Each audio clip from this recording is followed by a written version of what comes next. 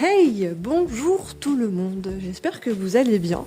Là du coup je m'installe pour une petite vidéo que je voulais en tout cas vous faire depuis un petit moment et qui concerne en fait mon job en tant que formatrice en arts appliqués parce qu'en fait là il y a un mois j'avais fait une boîte à questions sur Instagram parce que vous êtes régulièrement quelques-uns, quelques-unes à me poser des questions à ce sujet-là et je me suis dit que ce serait sympa d'y répondre en vidéo.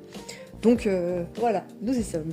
Les questions, la plupart du temps, tournent autour du même sujet, c'est-à-dire on me demande régulièrement si j'ai toujours voulu être enseignante, quelles sont les classes auprès desquelles j'interviens et à peu près leur tranche d'âge. Donc là je vais répondre un peu, je vais essayer de brosser le topo un peu large. D'abord je vais vous raconter un petit peu donc, le parcours scolaire assez rapidement. Alors si vous entendez du bruit derrière, c'est mon chat qui joue avec une balle de ping-pong. En fait, quand j'étais au collège, je voulais à l'époque être prof d'SVT parce que en fait, j'adorais les SVT, j'avais une bonne moyenne. Spoiler, non. Pas du tout. Enfin, les sciences, c'est pas mon truc du tout. Enfin, ça me passionne dans le sujet, mais je suis pas bonne en sciences. Ensuite, au lycée, Yara.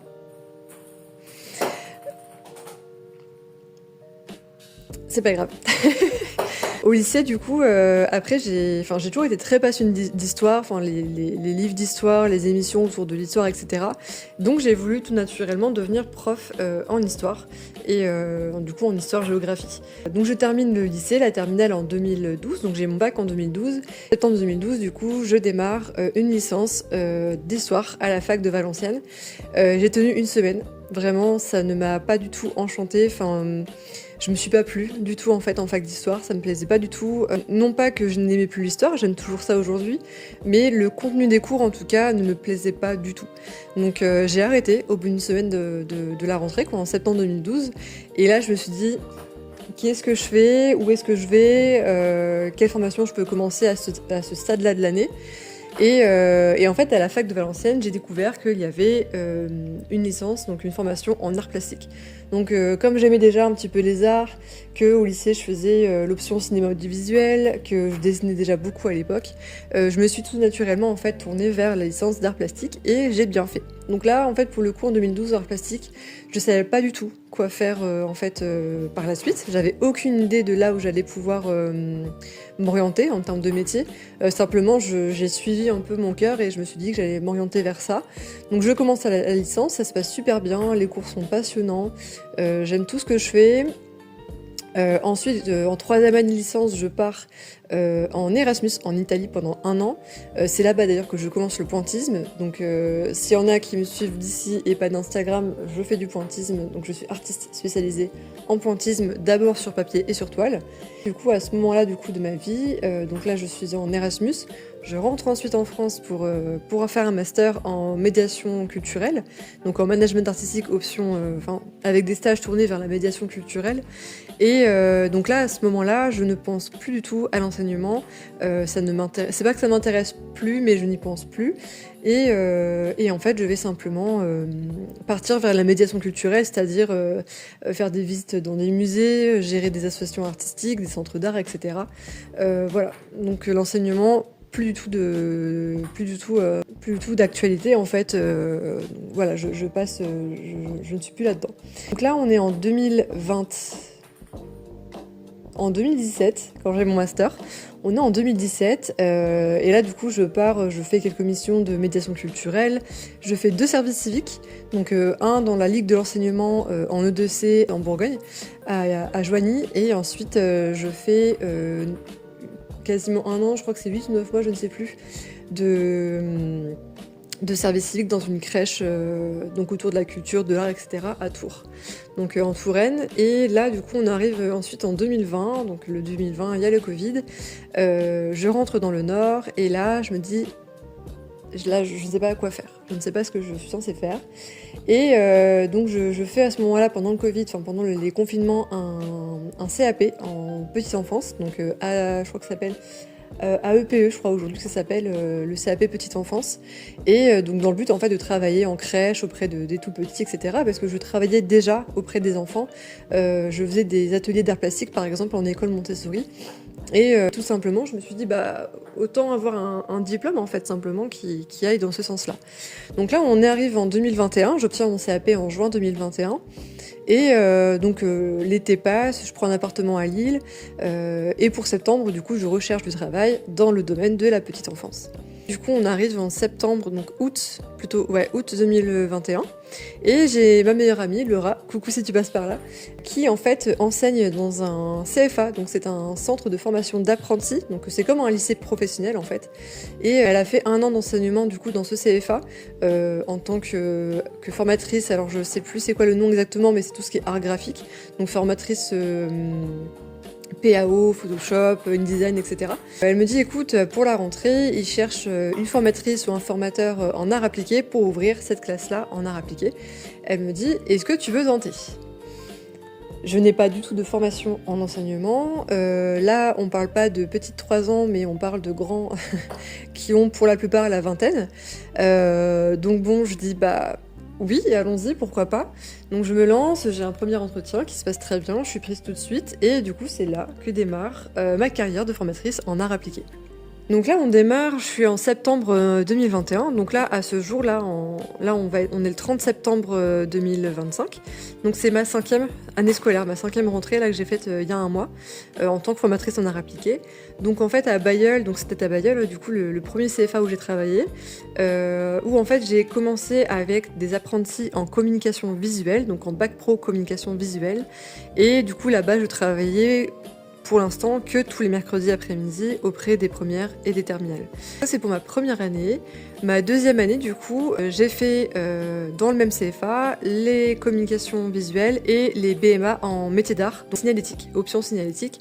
Donc tout ce qui va être communication visuelle extérieure, le flocage de voitures, de bâtiments, la réalisation de, je sais pas, de tout ce que vous pouvez avoir de signalétique à l'extérieur. Donc je fais ça, ça me plaît franchement, ce job-là je l'adore, je me sens vraiment bien en fait en tant que formatrice en art appliqué, je sens que c'est un métier qui me convient et du coup je continue, on me propose plus d'heures, plus de classes, donc j'ai dit oui à chaque fois parce que évidemment en dehors du fait que bah, forcément, on va pas se mentir, financièrement ça aide, il y a aussi que ça me passionne, j'adore ce que je fais, il y a cette phrase bateau que certains profs disent qui est j'apprends auprès de mes élèves et c'est vrai, j'apprends énormément.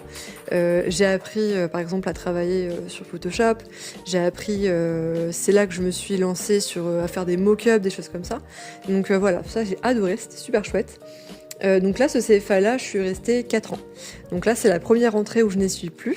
Parce qu'en fait, la 3e année du coup, l'année 2023-2024, 2022-2023, je ne sais plus. Mais ma 3e année du coup, là j'ai trouvé un 2e job de formatrice en art appliqué et et j'y suis toujours, c'est à Campus Pro à Lille où j'interviens pour le coup auprès de classes en commerce et en vente. Donc bac pro, commerce et métier de la vente. Donc ma première année là-bas, je m'occupe que de ça. Là du coup, 2e année là-bas, donc l'année dernière, donc je suis toujours à Bailleul, toujours à Lille et j'entame ma première année dans un 3e CFA qui se situe à Orchy. À Notre-Dame de la Providence, où là j'interviens auprès d'apprentis en métier de bouche, donc tout ce qui va être pâtisserie, boulangerie. Donc en parallèle à Lille, j'ai en plus de mes classes en bac pro commerce, j'ai des classes en charcuterie et en pâtisserie, si je dis pas de bêtises, les MC pâtisserie, CAP traiteur, charcuterie traiteur, et j'ai toujours les bac pro commerce et métier de la vente. Donc là, on arrive en 2025, la rentrée 2025. Donc là, c'est ma 5e année en tant que formatrice. Et du coup, j'ai arrêté Bailleul par manque de temps. Et en fait, comme j'habite sur Seclin, ça faisait beaucoup trop de route. En fait, l'année dernière, j'avais 3 CFA et je passais ma vie dans ma voiture à faire beaucoup d'allers-retours. Les bouchons à Lille, le matin, le soir. Donc à contre-cœur, j'étais obligée de me séparer, entre guillemets, d'un CFA pour me concentrer sur les 2 les plus proches de chez moi. Et aussi parce que en fait, le CFA d'Orchy m'a aussi proposé plus d'heures cette année. Donc là, en tout, cette année, en 2025, je suis à Lille et à Orchy et j'ai en tout et pour tout, je crois que j'ai 17-18 classes. Donc, alors attention, Ça fait beaucoup, ça a l'air de faire beaucoup, mais en fait, ce sont des classes où ils sont peu nombreux. La plus grosse classe que j'ai, ils sont 26, c'est la seule qui a 26 apprentis. Sinon, toutes les autres classes, ils sont entre la plus petite, ils sont peut-être 6, 7. Ça tourne autour de 11 ou 12 apprentis, donc c'est vraiment des toutes petites classes. Et je fais pas 35 heures semaine, ça on est d'accord. Je fais en moyenne, je fais une dizaine d'heures par semaine, ça dépend des semaines. J'ai jamais une semaine en fait qui ressemble à la suivante. Voilà, j'ai 18 classes, donc j'enseigne cette année donc auprès des commerces et ventes. Et après c'est tout ce qui est métier de bouche. Donc les charcutiers, les traiteurs, les bouchers, les boulangers, les pâtissiers, etc. Et franchement j'adore. C'est trop bien. Je ne m'ennuie jamais en fait. Je ne m'ennuie jamais parce que c'est hyper diversifié et en fait ça me permet aussi de jamais avoir un cours qui ressemble à l'autre.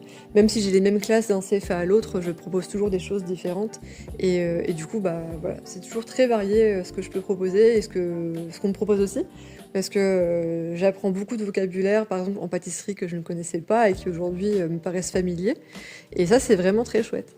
Donc je pense que j'ai répondu à la question de est-ce que j'ai toujours voulu être formatrice. Donc oui et non, mais aujourd'hui je le suis, je souhaite le rester pour encore au moins quelques années.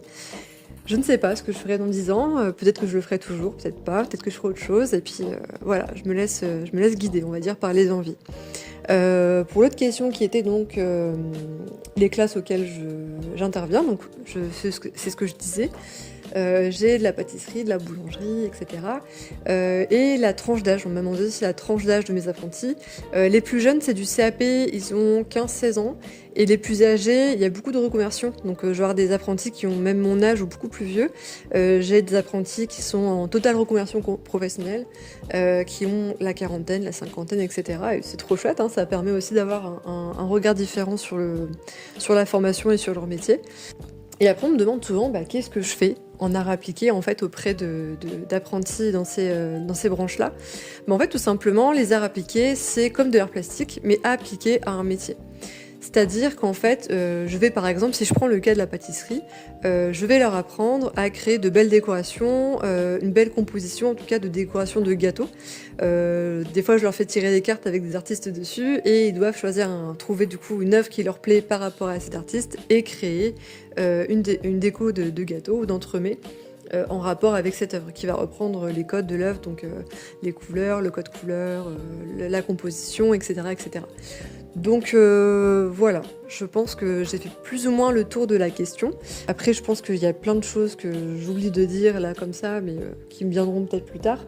N'hésitez pas, surtout en commentaire, si ça vous intéresse, à me poser d'autres questions de choses que j'aurais peut-être pas précisées.